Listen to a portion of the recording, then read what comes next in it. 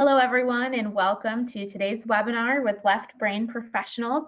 Today, we're going to talk about presenting accounting information to non-accountants. This is a really important topic because sometimes we spend a lot of time thinking about the information, the chart of accounts, the technical side of things, and it really comes together when we can succinctly communicate it to the end user in the audience. So, really excited about the topic today. We have Robert Jones here with us. Robert Jones is a government contracts and accounting expert. He has a really phenomenal background, both in accounting. As you can see, he's worked in business management, compliance, operations. He's been a controller, also spent a ton of time in the government accounting space. So he has managed defense contracts. He's been speaking and instructing on these topics, and he runs Left Brain Professionals, which is a consultancy that helps companies with these topics. So just as we intro, I just want to mention a couple quick things. So you can utilize the GoToWebinar control panel to interact with us throughout the webinar. So we always enjoy reading your questions, your comments, hearing your feedback. So you can use the questions box for that. And if you want to head on out to the questions box now and let us know where you're joining from. And if you'd like, you can also let us know what non-accounting user do you most often present your financials to? We'd love to hear that from you. You can download the handouts from your GoToWebinar control panel, also from the in-course dashboard. And today's webinar is 1 hour, so you'll want to respond to a minimum of 3 of the 4 poll questions to receive your CPE credit. And then your CPE certificate becomes available from your in-course dashboard 1 hour after the program concludes. So you can either download it or you can just save it out to your in-course dashboard and know that you can access it there in the future. If you have any questions, you can always email us at support@incourse.com. All right, well, Robert, I think we're ready to turn things over to you. Really excited about the topic today, and I know we have a big audience who's really eager to hear from you. So take it away. All right, well, good morning for those of you who are joining me from the West Coast. Good afternoon to those of you on the East Coast. Thank you for being with us today as we talk about, as Liz said, presenting accounting information to non-accountants. A little quick intro on us as Left Brain Professionals for those of you who may be the first time joining one of our webinars. We're a boutique accounting firm in that we work only with government contractors. I tell people that we live, eat, and breathe the FAR, the Federal Acquisition Regulations, the cost accounting standards, and all of those fun things for government contract compliance. A lot of work that we do with clients is helping them achieve or obtain an adequate accounting system by passing the SF 1408 survey. We do a lot of work with indirect rates, strategic pricing, and generally helping clients prepare for and pass various DCAA audits. A couple of other members of our team, Melissa and Steve there, and as we all get back into live conferences and summits across the US, if you attend any of those, you're likely to find us out and about on the road, and in fact, we do have a couple of live events coming up soon that we're participating in. It's going to be nice to get back out there and see people face to face. Our learning objectives for today, at the end of our roughly 1 hour together, you should be able to list non-accountants and the types of information that they need, define terms and acronyms, explain the data presented, why it's important, and the impacts affecting the data, adjust the volume and format of data to fit the audience, and other tips and tricks to help you in your general presentations. All right, our polling question to kick us off here, please, Jenny. All right, and I'm gonna have a chance to help you out with that today, Robert. And the first question is, how comfortable are you presenting accounting information to non-accountants? And while we're waiting for your responses to come in, Robert, I'm having so much fun reading the questions box from the attendees as they're chatting us. So we have Jennifer with us, who presents to the sales and the marketing team. We have, let's see, we have Mary Ellen, who is presenting to CEOs who have little accounting knowledge. Ellen's presenting to outside of the accounting department, HR. Also, Diana's saying recruiting and operations managers. So small business owners, another one from Christine. Christopher is presenting to internal auditees who receive reports with selected highlights for financial background. And then just a couple more here, lease accounting to real estate professionals and engineers, public sector, parents and public bodies. So I'm guessing that must be an education discipline right there. And Sure. then third-party risk assessment. So this is so cool. Like, I think every single attendee who responded with their feedback is presenting to a different type of audience outside of the finance team. So this is really cool to hear, and we'll keep that in mind as we go. Let's go ahead and just close that poll. We'll share the results really quickly. 2/3 of you say you're fairly comfortable. Some of you say you're very comfortable with no hesitation. And almost an equal number say you're not comfortable, but you have to, so it's something that you kind of force yourself into. And then a few of you say I avoid it at all costs. So I'm confident that you'll be able to have some great takeaways here today that will help you become more comfortable. All right, so let's dive in, and hopefully we can give some additional pointers to people that they can move up in the ranks and feel like they're experts at doing this. All right, our first learning objective here is identifying the non-accountants and the information that they need. Right? The focus is going to be on tailoring the data and the presentation to those people.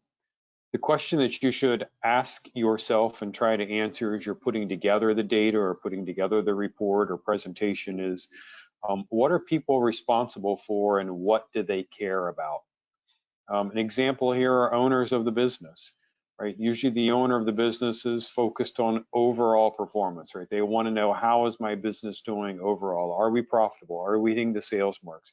Are we hitting budgets, right? Are we hitting the number, not only sales dollars, but sales volume in terms of number of units, right? Where are we on sales and profitability by product line or service line, or whatever those divisions are within the company, right? The owners typically are very concerned about all aspects of that.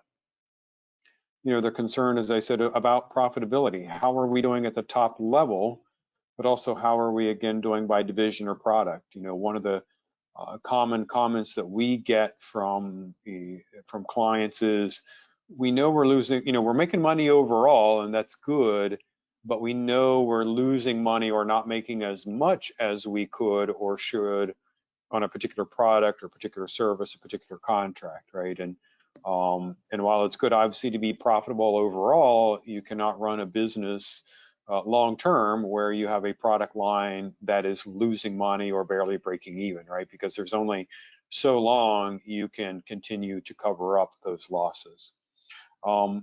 Keep in mind that your business owners, and this is going to vary some. I can tell you, in our experience, we're dealing primarily with small businesses. We do have a couple of medium to larger businesses that we work with, but most of our clients are small businesses, and quite often the owners are engineers or some other technical person. They're the founder of the company. They know the product and the service, the technology that they're doing, but they're not accountants. And most of them are, will readily admit, I'm not an accountant, right? I don't get it. Now, those that have been in business for a while and or maybe have owned other businesses, tend to understand a little more about it. But again, we oftentimes have to, explain stuff to the owners of the company. They may know some of the basic KPIs, but we find, again, even a number of our small businesses, when we start, talking about the quick ratio and other things and trying to, give them pointers, they're like, well, what does that really mean? Like, why do I care what the quick ratio is and, and where it stands? The other thing to keep in mind with owners is that while they may want and even need a fair amount of data, they don't always have the time to digest it, right? As the owner of their business, they're often wearing multiple hats. They're very busy. They're doing various things. And again, it's not that the accounting and financial data is unimportant. It's simply that it needs to be presented to them in a way that they can digest the key pieces of information now, but also that they have access to the details so that, whether it's a Saturday evening or 2 o'clock in the morning for some business owners, when they get a chance to sit down and digest some of this, they do have those details available to them so they can dive in. This is where I say, give those types of people a comprehensive dashboard with several KPIs. And if you're using, an online dashboard tool, make sure it's something that they can click and, and drill down into the data. Hey, here's this data point, here's this summary number, but what makes it up, right? I should be able to click on it and go into some other report and get those kinds of details. The boards of directors are another group of people, right, that we oftentimes need to present information to. Like the owners, they're very interested in performance. Boards of directors, I will say probably, or at least some people on the boards of directors, maybe not everybody, because usually if you have a broad board of directors, you've got, somebody with a technical background, somebody with an HR background as an example. But there's usually at least one, if not a couple of people on the boards of directors who do have a finance or accounting background, and so they're able to understand and digest more data. But also keep in mind that your board of directors is often focused on overall compliance of the company, right? They want to make sure that you're being compliant with GAAP. In the case of government contractors, that you're compliant with FAR, CAS, or other contract guidelines. The managers in our business, they're looking at frontline performance. Or, while they might certainly have some level of interest in total revenue or profitability, they're really concerned about how is my department doing, how is my product line doing, how is my contract doing, right? Depending on what their role is as a manager, they have a much smaller, more focused, more narrow vision, and we need to make sure that we give them the information, again, that's relevant to them. So for example, make that data accessible that they can drill down to their department, right? Maybe there's a dashboard that's available to all managers, but maybe you can set it up so that when a particular manager logs in, it automatically filters down to their department that's been assigned to them, or at least have a way that they can easily click to their department or click to their project or government contract, whatever the case may be, so they can see that. Right, they want to know the profitability, they want to know the actual to budget on expenses to see where they are. More interested in individual parts of the business. Again, they do certainly have some interest in the overall business, but hopefully they're very focused on their parts of the business, right? And if you've got a group of people that each manager is focused appropriately on their part of the business, then the business as a whole should be successful at the end of the day. Again, the dashboard with info and KPI should be limited to their operational scope. And in fact, you'll have some managers out there that if you give them a bunch of extraneous data, they'll tell you, right? Why are I'm the manufacturing manager. Why am I seeing engineering and a bunch of other stuff on my reports, right? That's not my responsibility. I don't, the favorite saying I picked up a while back, right? Not my circus, not my monkeys, right? I don't want to be involved in that. I don't have any control, and so I just want to focus on my stuff. Typically when we're talking about, again, in government contractors, when we start talking about departments or business units or operational areas, they're focused on their overhead rates. So not only they're looking at, what's the sales for my department or what are my expenses for my department, but what's my actual overhead rate? And if you guys aren't familiar with what I'm talking about with overhead rates, we've done some presentations in the past specifically on indirect rates, and we can get you that kind of information. And then the other thing that frontline managers are often concerned about is employee hours and efficiency, right? What were my budgeted hours? How many hours did I use? How efficient are my employees, right? How much? And so there we're typically talking about my direct employees. And what I remind people is even though you have employees who are otherwise direct or cost of goods sold, there's always an indirect portion of the work that they do, right? They have paid time off. They have meetings and trainings and other things that are an indirect expense. So when you account for those things, you might have a target efficiency of 75% or 80% or something like that. And so you want to see how is my department doing overall, but even be able to drill in and see how are individual employees doing in meeting their efficiency goals. And then I already mentioned, specific product or project profitability. How am I doing and how am I doing in comparison to my budget? With that, Liz, another polling question, please. All right, that sounds good. Let's get this launched. Owners of a business may not have a lot of time to digest which of the following, or none of the above?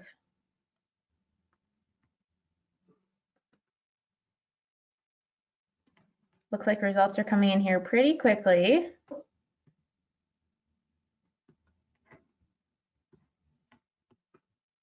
And I will make a comment. I see one of the questions, somebody said, it's hard to explain to non-revenue generating departments that they contribute to the company's bottom line. That's absolutely true, right? And so oftentimes a non-revenue generating department might be something like the accounting department, the HR department, the IT department, right? Those are parts of the company that are necessary to run the company as a whole, but they're typically not generating revenue, right? They simply have a cost budget.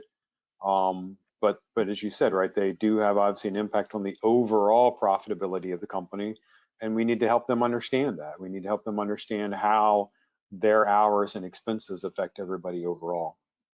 Absolutely. Our polling question here, just to give you the correct answer, was C, Charlie. Right, owners of a business may not have a lot of time to digest written information, like a lot of details, right? They give them dashboards, give them KPIs, charts, graphs, make the written information available to them, right? Let them have access to that later, but just recognize they may not have time to digest that kind of information on the fly. All right, carrying on, other people, again, that are non-accountants is still what we're talking about here and the information they need. Our general staff, you know, at a high level, they want to know, are we making money? You know, we typically don't get into detailed budgets and detailed revenue types of things or detailed profitability with our general staff, but they want to know, how are we doing, right? Am I going to have a job? What's going on? And, you know, at the end of the day, am I going to have a job? Are you going to cut my benefits? Am I going to get a bonus this year or this quarter? You know, those are the things that, and employees know, right? They generally know when something is going on. They may not know the details, they may not know the reason why, but you know, your employees know whether sales and revenue are down. They know whether production is down, but they don't necessarily know the full impact of that. And again, we may not want or need to divulge all of the details, but we should be giving them some kind of indicators. One of the things we can do is talk about top line revenue versus the budget, right? Usually that's something most companies are very happy to share with their employees. Hey, this year we got a target of $10 million, right? And now here we are, May 18th, and you know, and we're at $4 million. Is that, you know, are we on track to where we thought we would be this time of year, right? Great information to provide to our employees so they have a sense, hey, we're on target, life is good, right? Another thing that you can easily share are unit sales. You know, if it's something where you make a particular product and you know, hey, this year, this month, you know, we're going to make 10,000 units this month, and here it is the 18th of the month, and we're at 6,500. Well, that might be good, right? We might be ahead of schedule, and that's great. Give them that kind of information so that, again, they have a general comfort level of where the business is overall. We also need to share information with our customers. Now, obviously, again, similar to our general staff, we're not going to share a lot of specific info, but we can talk about things like our community impact. And that can be different things to different businesses. For government contractors, that can really be a very different aspect, because government contractors tend to not necessarily have a direct impact on their community, some more than others. But government contractors tend to ship their products and services to a number of other states and locations. And so they may not be selling their products and service to their immediate community, like a restaurant or you know, a barbershop and other types of things that are more community-oriented kind of businesses. But our charitable contributions, you know, hopefully if you are one of those businesses that do sell your products and services into other states, that you're still supporting your local community through charitable contributions. You know, so share what that is. You know, maybe you have a goal for charitable contributions. Maybe your charitable contributions are in terms of dollars and hours, right? Maybe you allow employees to take paid time off in order to donate that time, you know, to a local charity. Those are the kinds of things that you can share. Maybe you've got environmental goals, right?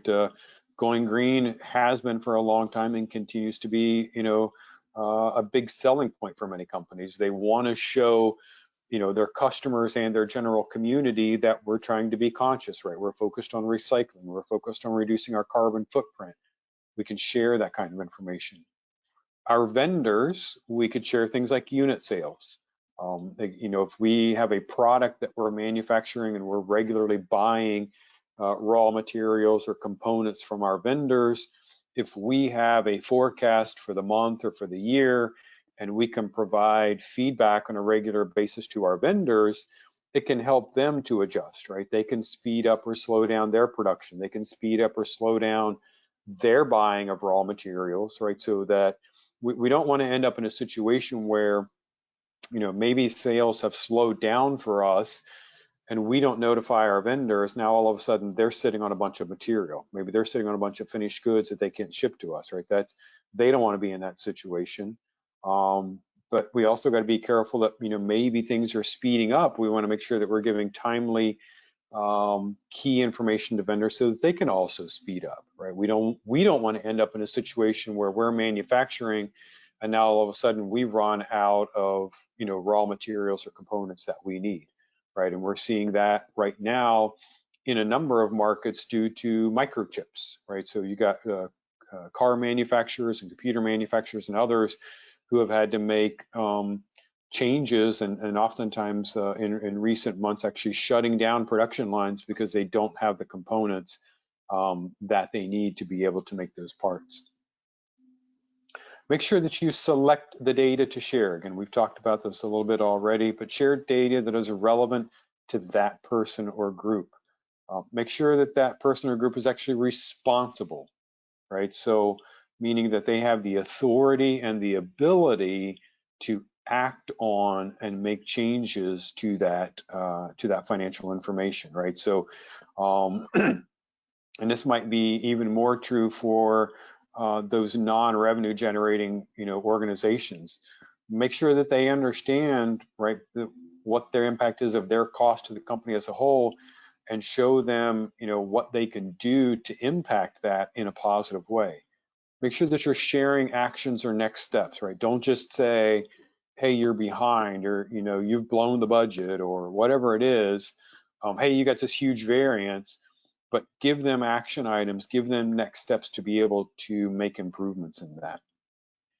Our second learning objective was around explaining the data. Here, the idea is to tell a story and to focus on the message, not just the data. So, you know, answer the question, why are you presenting these particular numbers, right? So if you go back and we think about who's going to be in the presentation or who's going to be reading the report, what kind of, you know, what's their scope of responsibility and authority, but then think about, you know, what are the specific numbers we're giving them, specific data we're giving them, and why those particular numbers. What do the numbers mean, right? So don't just give somebody a bunch of KPIs, give them a dashboard and say, hey, look at us in accounting. We put together this, you know, this pretty dashboard for you. There you go. Best of luck. Enjoy, right? I mean, you know, it's great to give them the stuff, but if they don't understand what they're looking at, then we haven't really helped them, right? We need to make them understand, or should say we need to help them understand, you know, why should they care about days sales outstanding or days payable outstanding, or again, whatever the other, you know, KPI that we're sharing with them. We need to explain to them what the inputs are to those points, to those KPIs, but also how do they affect the results. Again, here for government contractors, you know, one of the things we can obviously share are the indirect rates, right? What was our target fringe, overhead, and G&A, and where are we year to date? And then make sure that people understand, again, what makes up those rates. So the thing that I tell people is, if you've got a good indirect rate structure and you've got a budget, I should be able, and I generally can, I can look at it, and if you say, hey, our fringe went up, or our overhead went down, or our G&A went up, I know immediately a few impacts to look at. So for example, If you tell me, you know, our fringe rate went up, then I know primarily one of two things happened. Either my fringe pool went up, right? So my numerator, the top number, increased, you know, in comparison to my denominator or the base number. So if the numerator is going up, my cost pool is going up, then my fringe rate is going to go up. The other thing that could happen is my fringe base could be shrinking. And they both can kind of happen at the same time, and we can see situations like that. But because I know, you know, what goes into those numbers, if I see on a chart that my fringe rate is you know, inching its way up, then I know I've got a problem, and I generally know where to look and try to figure out what's causing the problem. Make sure that you use charts, sparklines, collars, and other visual indicators. People have difficulty digesting a bunch of numbers on a screen. I've got some examples here for you in a few moments. But when you put a bunch of stuff up there, it's an eye chart. It's difficult to read many times. And one of the things I learned a long time ago, and if you've been with me on these presentations and you pay attention today, you'll notice that my PowerPoints are pretty slim on content. I don't focus on putting a lot of information in there. One, because I don't want you to just sit and read, right? I'm hoping that I can share more information with you. But if I put a bunch of words on the screen, generally what's going to happen is people end up sitting there, you know, whether you're on the computer or even in a big room doing a presentation, if you've got a bunch of words on the screen, guess what people are doing, right? They're sitting here doing this, right? Reading everything on the screen, and they're not paying attention to you. I mean, they might hear you, but they're not listening, right? And paying attention to actually what you're saying. And so if we limit what we put on the screen, it forces them to listen to us. You'll also notice one of my techniques here is even when I do put data on the screen, you'll notice that we gray out the previous items. And it's again because we want you to focus. Right now, I'm talking about charts, sparklines, collars, and other visual indicators, and that's what I want you to focus on. So little tricks like that, and we'll talk about some more of those, are what can really help you in putting together a great presentation. Make sure that you use less jargon. Explain the words, phrases, and acronyms that you use. Again, in government contracting, you know, we always joke about the alphabet soup in government contracting, and quite frankly, there are a number of acronyms out there that it's the same acronym, but it means different things to different groups or different people within the industry. And I can tell you, I've been in the government contracting space for 18 years, and I still run across either some new or obscure acronym, and I'm the one raising my hand going, what's that? What are you talking about, right? So make sure that if you're going to use certain jargon or phrase or acronyms, you know, explain it like in a presentation. So, you know, for example, if I'm going to say FAR on the screen, at least the first time when I make that reference in my presentation, I'm going to say, you know, that's the Federal Acquisition Regulations, or the FAR. So make it easy for people to follow what you're doing. When you're presenting the data, you kind of already said this, you know, using charts, graphs, and diagrams, make it visual. People digest that kind of information easier and faster. Use words over numbers. Color coding, I've got some great examples here. So my first couple of examples are really more what not to do. Now, for my pure accountants on the call here, you know, we can all look at this. If I gave you all enough time, we could look at this and digest it. It's a basic balance sheet. And these are just sample images that I grabbed. But this is just a basic balance sheet, right? You and I could look at it. We could interpret it and understand it. But also keep in mind, right, that this is a balance sheet of a specific point in time. And so it tells me I got $100,000 cash. Well, what does that mean? I mean, even if you tell somebody that, great, you got $100,000 cash. Okay, well, maybe I should have $1 million. Maybe last month I had $500,000, right? What does $100,000 in cash this month mean to me? I don't know, because there's no other point of reference for me to compare this information to. So that takes me to my next chart, which is really an eye chart here, right? Again, if I gave you enough time, you could look at this, you could digest it. I'll generally tell you there's 6 years of data, so that's really helpful, right? I could begin to look at trends. I could see where I was last year, 2 years ago, 4 years ago. You'll also see that this single chart includes an income statement, a balance sheet, and a cash flow statement. Very summarized, but still there's, you know, 3 reports on 1 page, 6 years of data For us accounting nerds, it's a lot of really good data, and we'd have fun, sitting here and digesting it and talking about it. But for the average non-accountant, again, they would look at it and go, it's a bunch of numbers. I don't even know what half of them mean. The fact that this month was higher or lower, or this year was higher or lower than last year, like, why? Why do I care? What does it really mean? That's why we need to put it in, a visual perspective. And so this first example here of a visual perspective, the one that I really want you to look at is the right 1/3 of the chart, where you see something that looks like the speedometer on your, on your dashboard. You see that red, yellow, green.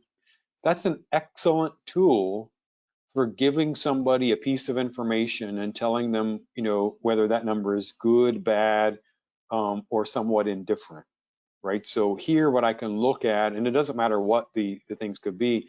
In fact, this would be a great way to show your indirect rates as a government contractor, right? You could easily have fringe, overhead, and G&A.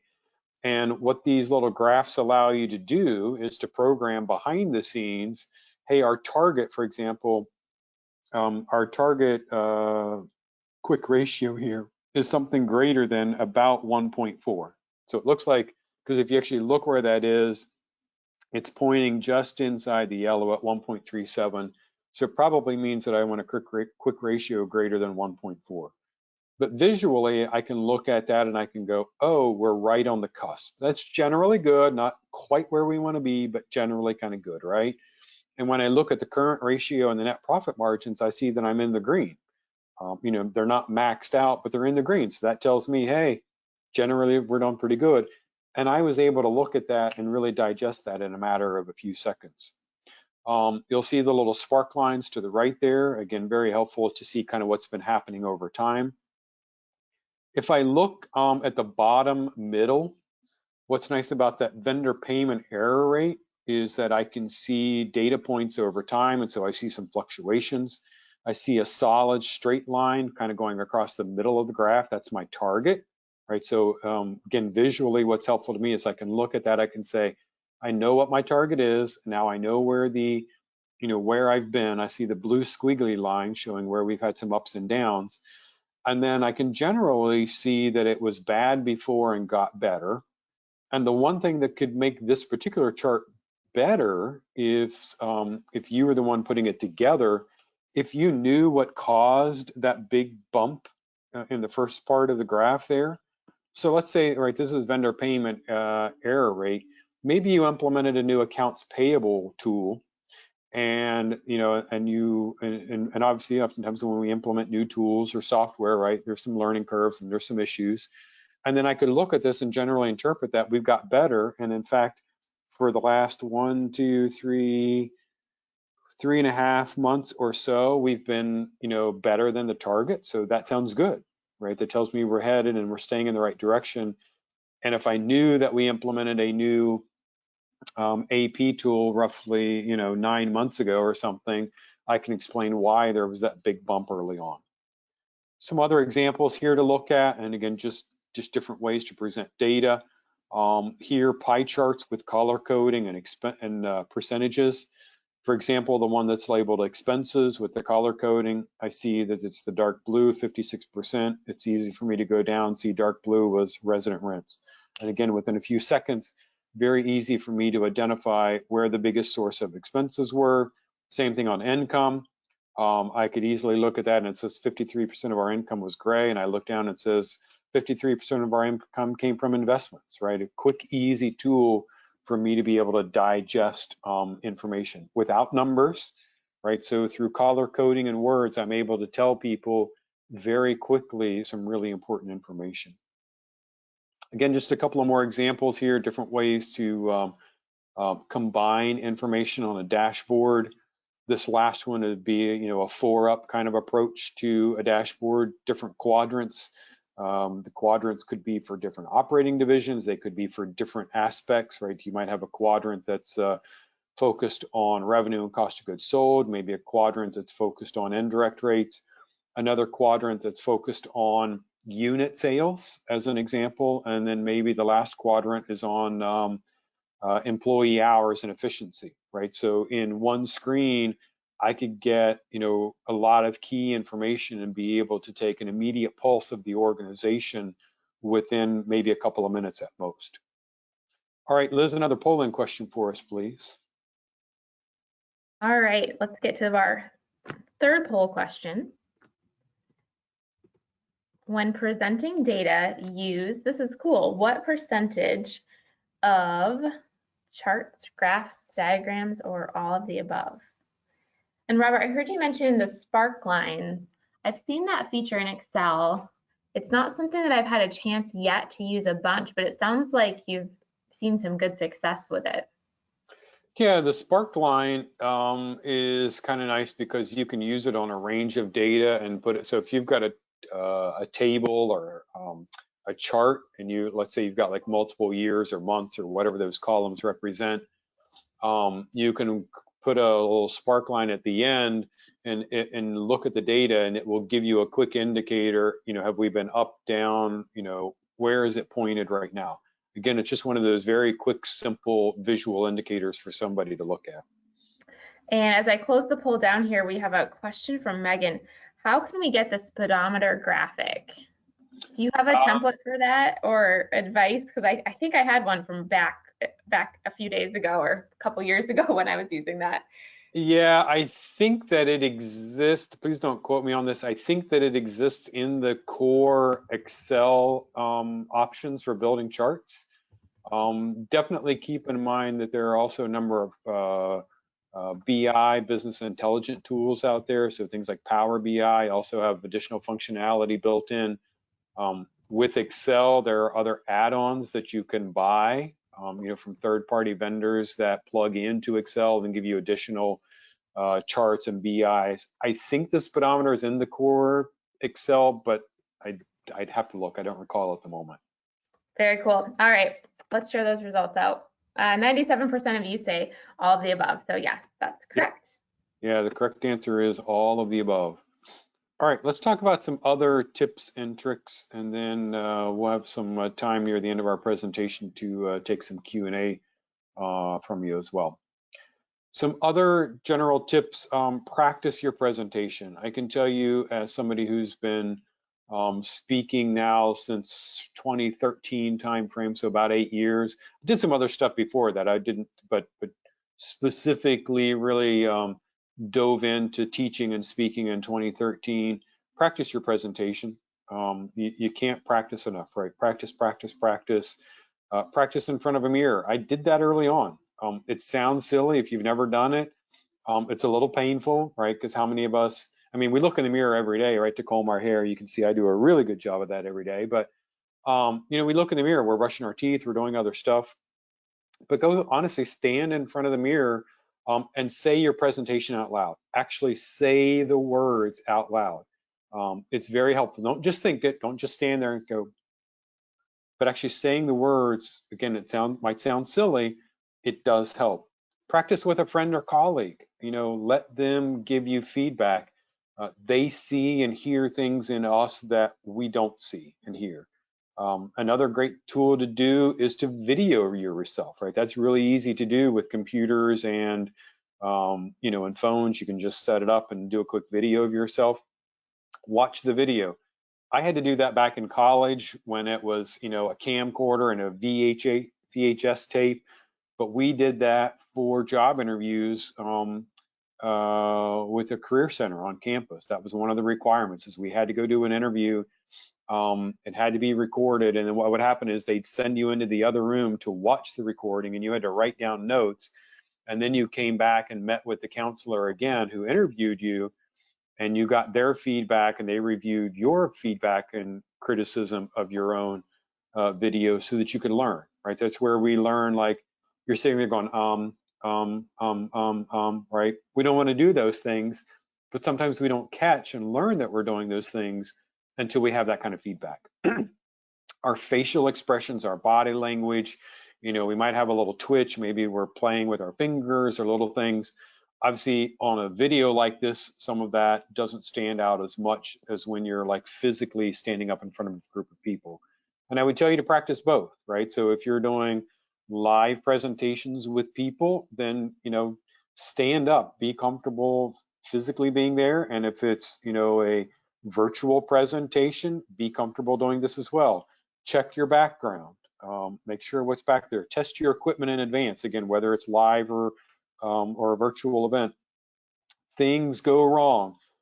Liz and I can probably come up with countless stories doing webinars, not just between me and her, but what we've also had individually. I can't tell you how many times I've logged in to do a webinar somewhere and there was a problem. I mean, sometimes there's a problem with the platform itself. Sometimes one of my laptops decides to act up, and I've always got two laptops. I've got my Mac and my PC, and I always have them both handy because invariably I log in to do something on one, and and something happens, and I can easily toss it to the side, grab my other one, and I'm ready to go. Do a dry run. Make sure, again, all this practice, but actually do the dry run with the live setup, right? So, if you're going to be in an office space, go in that room, in that conference room, plug in your computer, pull up the file. If you need internet access, make sure that it's working in that conference room, right? Those are some weird things that will happen. You'll do all the testing at your desk or at home. It works great, and then you get to, and this is really especially true if you have to make like a presentation in a hotel or a conference center or something. Then you get there and all of a sudden the Wi-Fi doesn't work in that room, and now you're stuck. So what are you going to do? Arrive early. Liz is here, and I'm picking on her, but I tell you, this is true across all the platforms where we do webinars. People like you to show up anywhere from 15 to 30 minutes early, and it's because of that. We log in, we make sure the video is working, we make sure the audio is working. We always test to make sure that we can see my presentation when I'm sharing it, and that everything is good to go. And then we've got a few minutes to spare. And again, Liz and I can tell you, even on some of the presentations, you guys don't know this, and so I'm telling you a little secret behind the scenes. There have been times where I've had to log out and log back in, and I'm finally getting ready to go at like 90 seconds before go live, right? And those things happen, but that's why we log in and prepare early.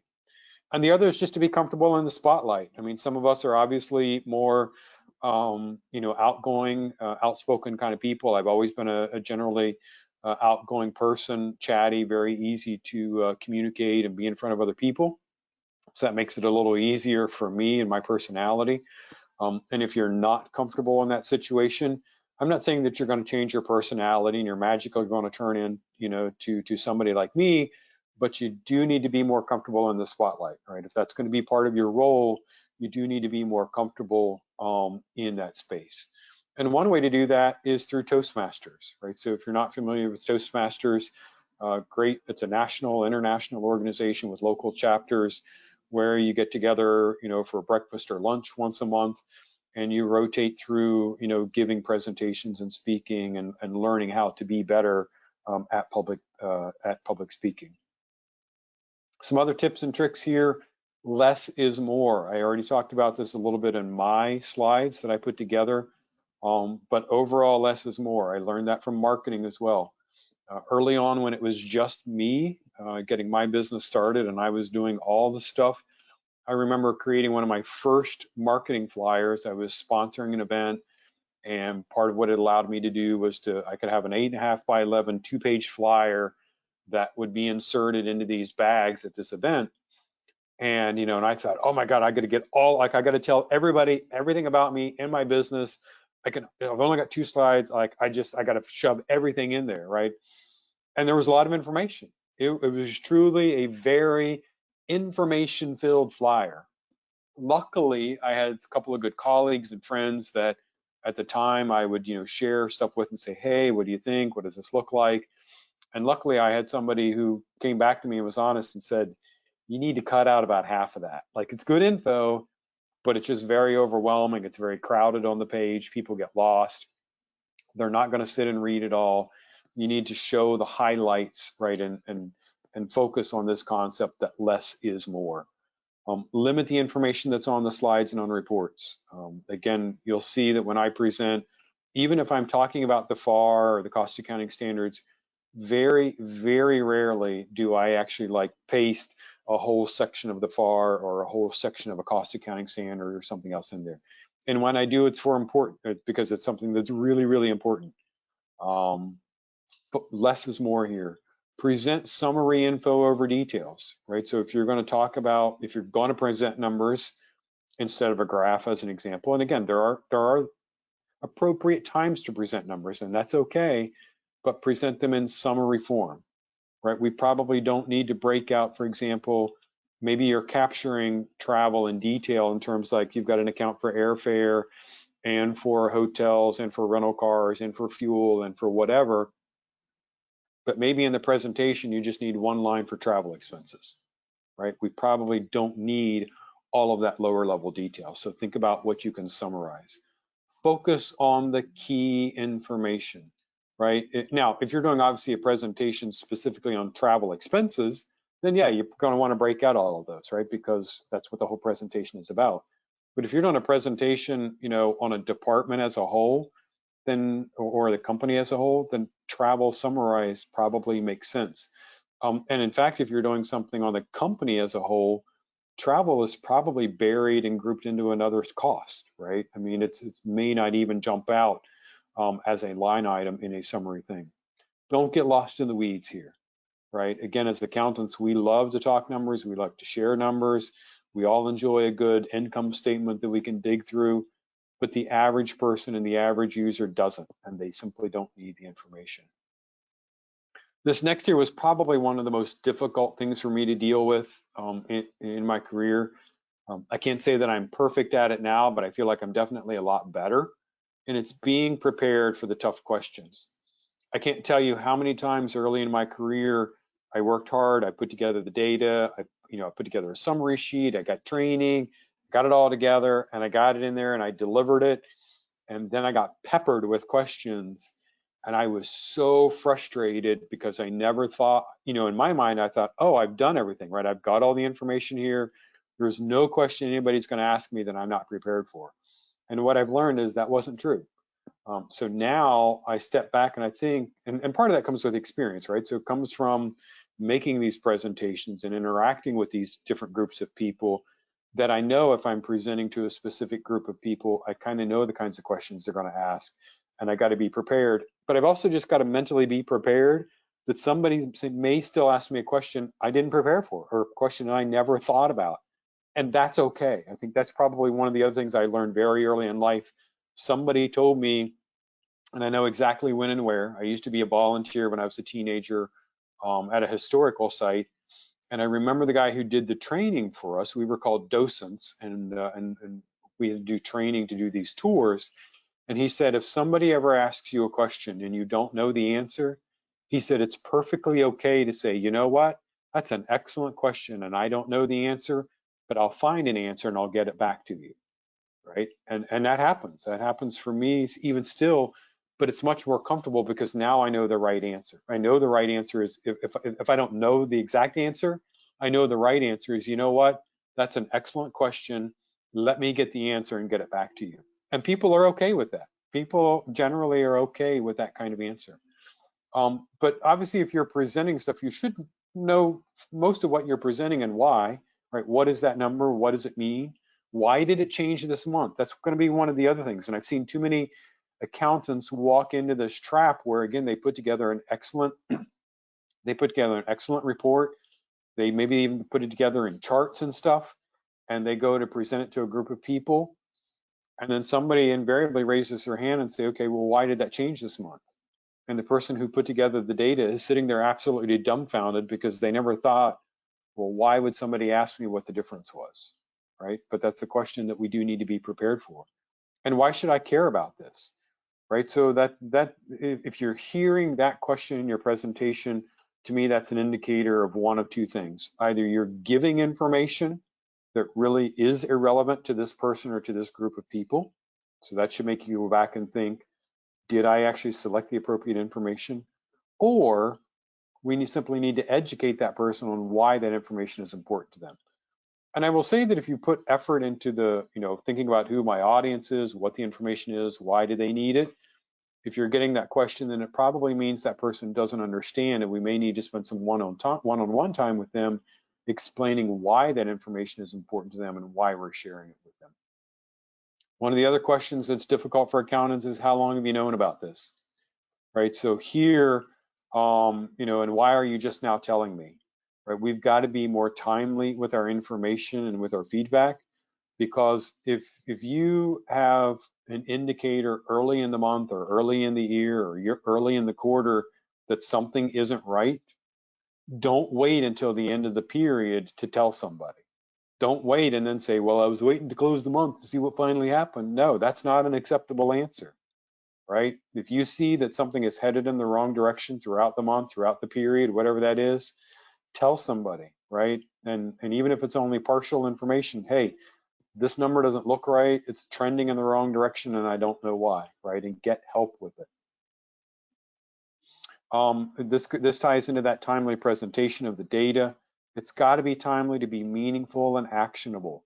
Don't tell a project manager they overspent their budget 3 weeks ago, right? Because guess what? They've continued to spend in the past 3 weeks. So if you're running reports and you're seeing in the first week of the month that something is wrong, right, talk to that project manager, let them know, find out, right, see what's going on. Don't wait until the end of the month and give them the information, because then, right, it's usually too late to do anything to fix it. If we can deliver real-time data through dashboards and online tools, right, then we make that data available to the people. We train them how to use it. We train them to get in the habit of looking daily, weekly at the information and providing feedback. And my last piece, I think, of key information or key guidance for accountants is become a strategic partner. As accountants, we're often accused of always looking back, right? We're the historical bean counters. We're telling people what happened last week, last month, last year. And it's certainly a key part of what we do and who we are. But we need to be a strategic partner to the owner, to the managers, to the organization as a whole. We need to look forward. We need to help people interpret the data and give them predictions and guidance on how to impact it, right? Don't just show up to the meeting and say, hey, you overspent the budget last month, right? And then just sit there, right? But actually help them interpret why, what happened, when did it happen, what caused it, how could we have avoided it, how can we fix it, how can we avoid it in the future, right? That's the kind of stuff that will make you a strategic partner and show your value to the organization as a whole.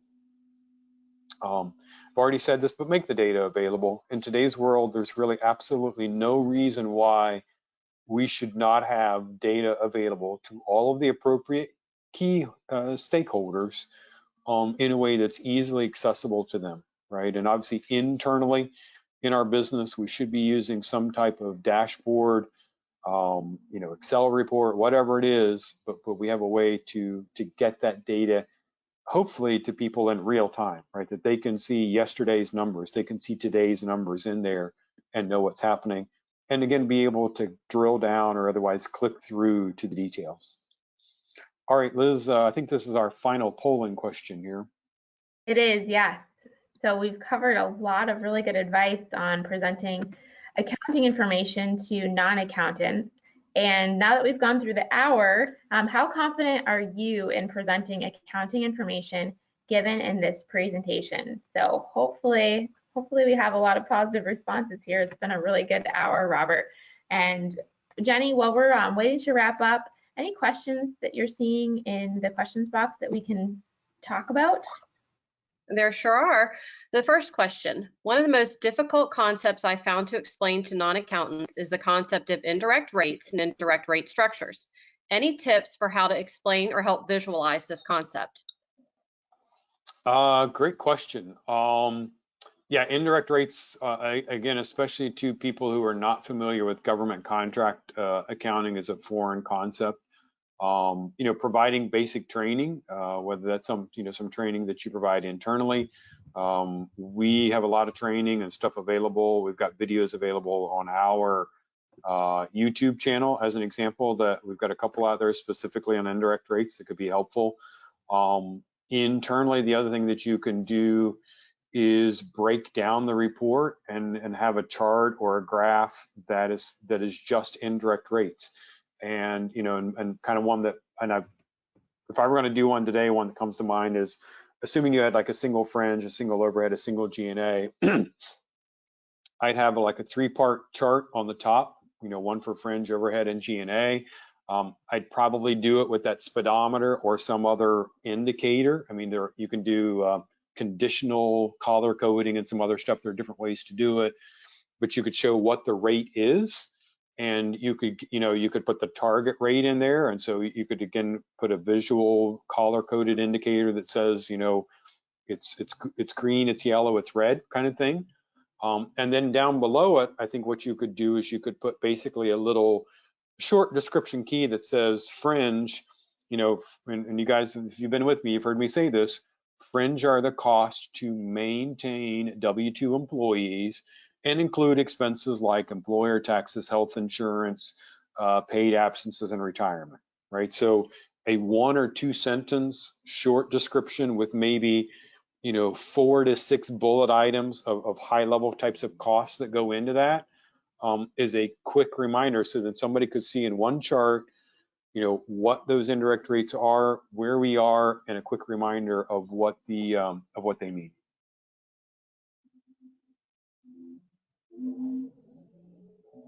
Let's go ahead and close the poll, and it looks like we are seeing 50% of you think you'll be okay. Third of you say I'm pretty confident, and the remaining attendees today, they're maybe still a little timid, but I think they can manage. So you can go back. This recording will be available, and share the tips with your team too. All right, Robert, it looks like you want to share some information about the Govcon Accounting Summit. Yeah, I want to just share a couple of quick things. We'll still have time for a couple more questions, but I want to make sure we get this out there. We are sponsoring and hosting the Govcon Accounting Summit. This is the first one this year. It is a virtual event. It's a 3-day event. You have the opportunity to earn up to 20 CPE credits. The website is there, and a little specialty for those of you here on the Incorsa platform. Liz is going to include this link and information in the follow-up email that you'll get after today's webinar. And in that email will also be a coupon code. So if you sign up through Incorsa and use their coupon code, you'll get an extra 10% off. The other piece, I just want to get our contact info up here so people can see that while we take some more questions. One quick reminder there, if a question comes up at the end of the day, later, another thought comes to your mind, you can always email us, support@leftbrainpro.com, and I'll leave that up while I take some more questions. Another question that came in. This question is related to internal audit and presenting information in reports. When conducting an investigation, why do users of the report tend to hurry you? Information and evidence does take time to gather and compile in a report. Yeah, well, I don't know that I have a magic answer to that other than to say, you're right that, when we are doing some kind of investigation, it does take time to do that. And usually if there is a report, right, people are eager, right? That's the problem. And we see that with audit stuff that we do. And even mock audits that we help clients with. Usually, right, they've hired us because they know there's a problem or they're getting ready for the actual audit by the government, like in the case of the SF 1408. And so they're eager to get through it and find out what's wrong. But, the point is valid that it does take time. And probably the main thing there is really just communications and setting expectations up front with users. That's one of the things that I have found generally to be true across a lot of things in life and in business, is setting clear expectations and then providing regular feedback, right? So if, it's what I would say is if that particular internal audit function and report takes you 3 weeks, then make that very clear to users up front. Hey, when we do this, it's usually about 3 weeks. And then give them feedback along the way as you can, right? Don't just wait until the end of 3 weeks and then you're not ready and ask for more time. But, at the end of week 1 or the end of week 2, give them a heads up, maybe of some findings or whatever, whatever is relevant at that time. Our final question today, what's your favorite software to use to create visuals for presentations? Wow. Again, there's a lot of stuff in Excel, and there's a lot of really cool tools in there to use. There's a lot of add-ins. The other that's probably most popular, most affordable, and probably generally easiest to use would be Microsoft's Power BI. I'm not saying that you're going to get it straight out of the box, but I will say that the ability to use that is probably easier than I'm drawing a blank on the one that was on the tip of my tongue. I think there's one called ClickView that's spelled with a Q. There's I'm gonna apologize, I'm drawing a blank. Some of them are much more expensive. Tableau is one that you see enterprises using, but I would say for small, medium businesses, individual users, Power BI is a pretty good tool. Awesome. That was like the lightning round. Thanks for taking those questions. Thanks, Jenny, for helping facilitate that too. Well, that brings us to the end of our time together. So we just want to let you know a couple quick reminders. When you close the GoToWebinar control panel, there will be a short survey that will pop up. We'd love your feedback.